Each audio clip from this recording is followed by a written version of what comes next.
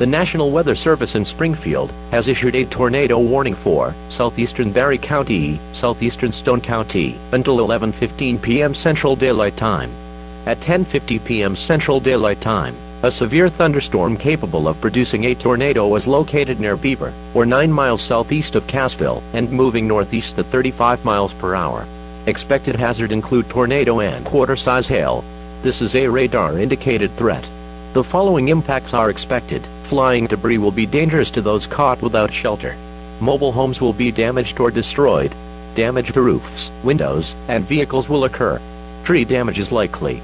Locations impacted include Table Rock Lake, Roaring River State Park, Shell Knob, Golden, Emerald Beach, Eagle Rock, Channel Lakes, Arrow Point, Cape Fair. Take cover now.